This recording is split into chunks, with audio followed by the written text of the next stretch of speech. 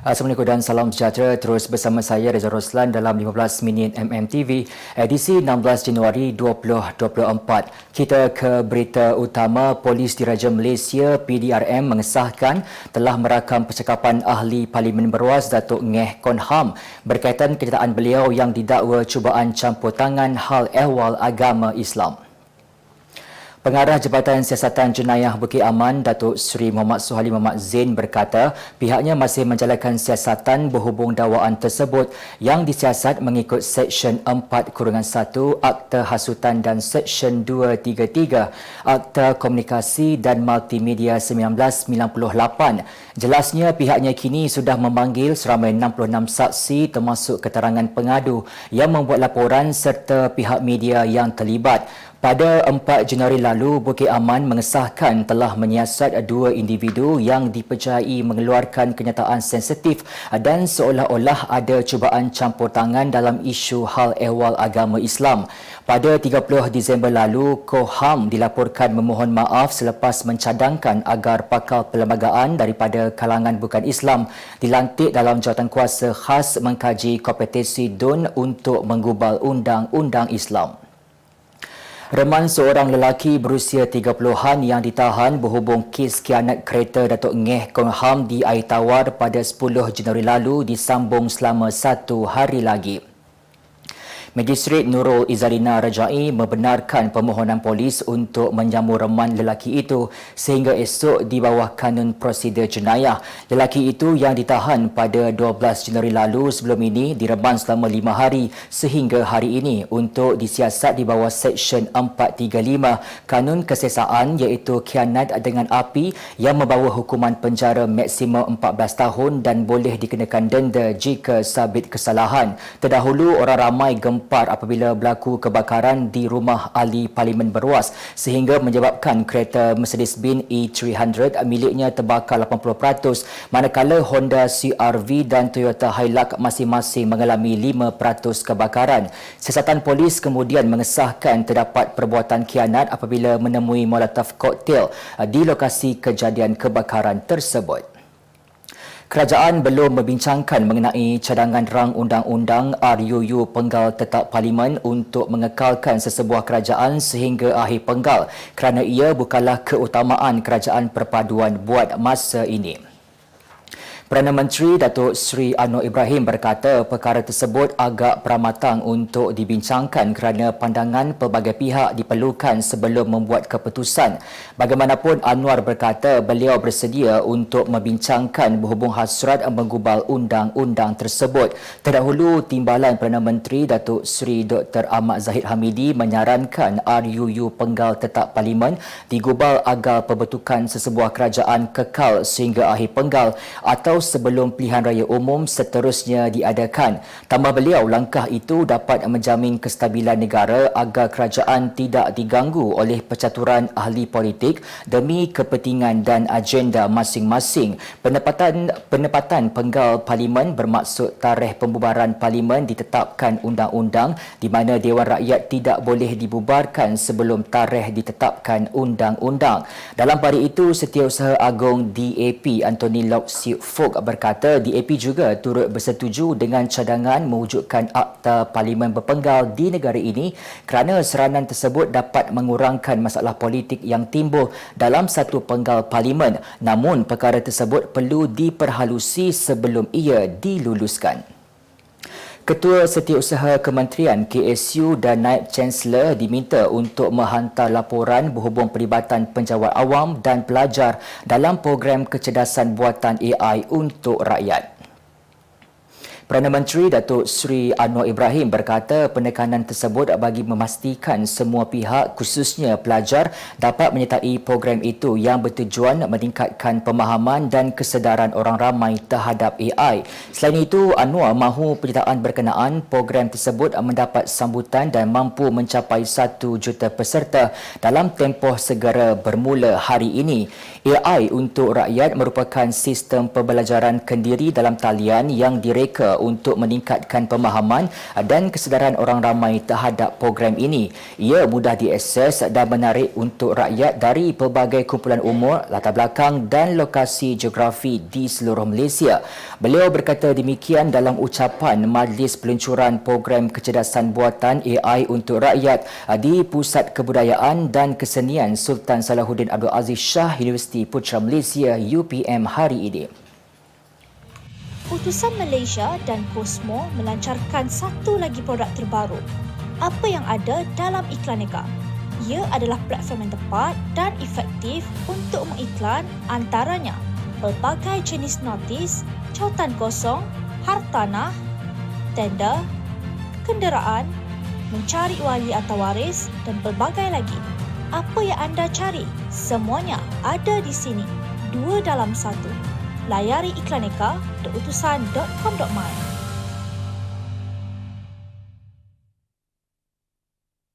Kementerian Pertanian dan Keterjaminan Makanan KPKM akan menambah baik mekanisme pelaksanaan sedia ada dan merangka hala tuju baharu bagi industri padi dan beras negara dikenali sebagai gelombang padi. Menterinya Datuk Seri Muhammad Sabu berkata gelombang padi dijangka menjadi game changer yang bakal mentransformasi industri tersebut. Menurutnya, negara mengeluarkan sebanyak 1.6 juta tan metrik beras pada 2022 yang hanya mampu memenuhi 62.6% daripada keperluan negara. Mengulas lanjut, Muhammad berkata sebanyak 12 inisiatif akan dilaksanakan menerusi gelombang padi, antaranya memperkenalkan dasar baharu insentif benih padi sah IBPS, memulih dan membangunkan kawasan tanah jerlus, memperkasa pembekalan input pertanian dan memperkukuh pengurusan air ke kawasan tanaman padi. Tambahnya, inisiatif tersebut juga melibatkan perluasan pelaksanaan program Smart Sawah Berskala Besar, Smart SBB ala Sekincan serta pembangunan sistem bersepadu yang mengintegrasi semua maklumat berkaitan industri padi dan beras Smart Padi. Dalam perkembangan berkaitan, ujarnya fokus KPKM bagi tahun 2024 adalah ingin mengukuhkan 3 lagi industri sedia ada dan 1 industri rintis membabitkan padi dan beras, ayam dan telur, bawang serta nanas. Pelakon popular negara Fasha Sanda mengakui dirinya bersifat terbuka untuk menggalas watak intim kerana menyedari peminatnya lebih menggembari babak-babak kontroversi. Fasha atau nama sebenarnya Nur Fasha Sanda Hassan, 40 tahun, kini kembali dengan drama lakonannya Rampas Cintaku yang ditayangkan di platform IQIYI yang sebelum ini pernah menjadi fenomena selepas menerima 100 juta tontonan digital. Isteri kepada pelakon Aidil Aziz tersebut mencayakan watak Datin Safia yang dianggap mencabar kerana kewujudan babak-babak diranjang yang berpotensi mengundang kecaman penonton. Tambahnya lagi, dia bersedia untuk berhadapan dengan sebarang kecaman penonton gara-gara adegan sedemikian. Selain sedar sebagai pelakon, dia hanya melunaskan tututan skrip. Berita luar negara, seorang kanak-kanak perempuan berusia 4 tahun yang pernah dibesarkan di Malaysia menjadi pendaki paling muda tiba di sebuah kem induk di Gunung Everest baru-baru ini. Bersama bapa dan abang lelakinya yang berusia 7 tahun, Zara berjaya melakukan pendakian sehingga ke kem tersebut yang terletak pada ketinggian 5,363 meter. Gambar-gambar menunjukkan pendaki muda yang berasal dari Republik Czech itu berjalan kaki bersama abangnya berlatar belakangkan pemandangan yang menakjubkan. Akaun Instagram di bawah nama abangnya mengesahkan kejayaan adiknya itu pada 7 Januari lalu. Zara mengatasi rekod dunia untuk pendaki termuda Prisha Lokesh Nikaju 5 tahun ketika melakukan pendakian pada tahun lalu. Seorang kanak-kanak perempuan berusia 7 tahun di Amerika Syarikat dilaporkan memiliki bentuk tubuh badan yang sasa dengan six pack setelah bertahun-tahun bertanding dalam pertandingan Ratu Cantik. Ibunya, Angel Heman dari Los Angeles, berkata dia mula menyedari anaknya, Kenley, mempunyai badan sasa ketika kanak-kanak itu baru berusia 3 tahun. Sejak berusia 2 tahun, Kenley telah mengambil bahagian dalam pertandingan Ratu Cantik sebelum mengikuti gimnastik yang menyaksikannya kerap berlatih sehingga badan kanak-kanak itu menjadi tegap dan berotot. Di sebalik penampilannya yang bertubuh sasa dengan six pack, gadis kecil itu sering menerima komen negatif oleh netizen di media sosial sosial. Namun, Angel segera memadamkan kritikan berkenaan kerana dia percaya apa yang dicapai oleh anaknya itu adalah sesuatu yang menakjubkan. Kemas kini pengetahuan anda tentang isu ekonomi dan pasaran. Merangkumi sektor hartanah, perniagaan, keuangan, komoditi, IKS, halal niaga dan dunia korporat. Sentiasa ikuti perkembangan ekonomi semasa di dalam dan luar negara. Semua informasi terkini hanya di hujung jari. Dapatkan edisi ringgit setiap Isnin hanya di Akhbar Utusan Malaysia.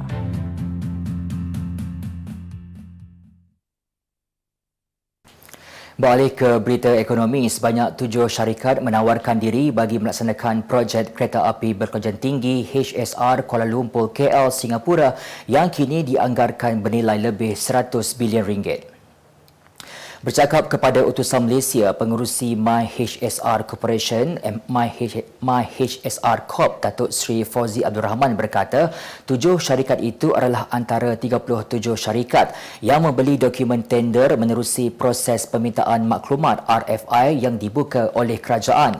Menurutnya, kesemua syarikat yang berminat itu akan diteliti berdasarkan 3 syarat. Antaranya memiliki kewangan mencukupi untuk membiayai projek 100%, selain mempunyai pengalaman membina HSR di negara luar serta mempunyai kepakaran bagi projek berkenaan. Pada Februari 2013, Malaysia dan Singapura secara rasmi bersetuju membina HSR melalui perbincangan antara Perdana Menteri Singapura Lee Hsien Loong dan bekas Perdana Menteri Datuk Seri Najib Razak di Singapura. Namun projek itu terbatal secara sendirinya pada 1 Januari 2021. Sebanyak 28 juta ringgit disasarkan hasil jualan pakej pelancongan Ramadan melibatkan 3 buah negeri sepanjang bulan Ramadan menerusi program My Ramadan Experience.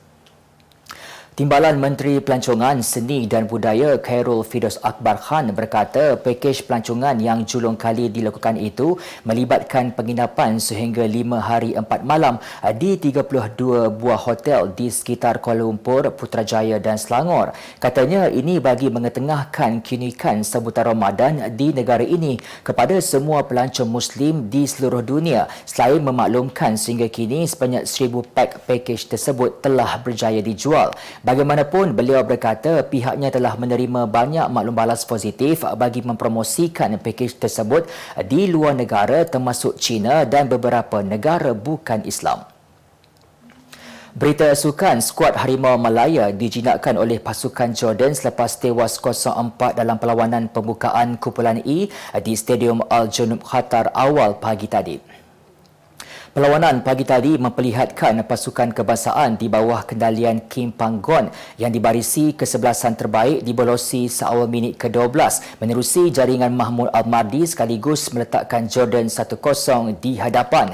Skuad dari Timur Tengah itu sekali lagi mendahului selepas Mausa Tamari meledak gol kedua buat Jordan pada minit ke-18. Ketika perlawanan memasuki minit ke-32, Al-Mardi sekali lagi mencatatkan rekod peribadi apabila menyumbangkan gol ketiga buat pasukan yang kini berada di tangga ke-87 dunia. Memasuki babak kedua, gawang skuad kebangsaan terus dibolosi melalui jaringan Al-Tamari hasil sepakan deras dari luar kotak penalti pada minit ke-85 dan keputusan 4-0 kekal sehingga wisil penamat. Bintang bola sepak dari Argentina Lionel Messi mengekalkan gelaran pemain terbaik FIFA bagi tahun 2023 menewaskan penyeram Manchester City Erling Haaland dan penyeram Paris Saint-Germain dari Perancis Kylian Mbappe. Messi berjaya meraih gelaran tersebut buat kali ketiga, namun kemenangan pemain berusia 36 tahun ini menimbulkan spekulasi kerana mengatasi Erling Haaland. Haaland yang merupakan calon utama untuk memenangi anugerah selepas menjaringkan 52 gol dalam 53 perlawanan sepanjang musim 22 hingga 2023 bersama City menduduki tempat kedua dalam undian. Dalam pada itu, pemain tengah dari pasukan Spanyol Aitana Bonmati pula merangkul trofi pemain terbaik bagi kategori wanita. Kemenangan Bonmati sebagai pemain terbaik wanita tidak diragui apabila dia menyapu bersih anugerah individu selepas membantu Spanyol menjuarai Piala Dunia dan kelab Barcelona di Liga Juara-Juara Eropah pada tahun 2023. Sebagai penutup 15 minit MMTV hari ini, saksikan laporan cuaca esok Rabu 17 Januari 2024. Jangan lupa dapatkan akhbar Utusan Malaysia dan Kosmo untuk berita-berita terkini dan menyeluruh. Sekian sahaja daripada saya, Reza Roslan. Assalamualaikum dan jumpa lagi.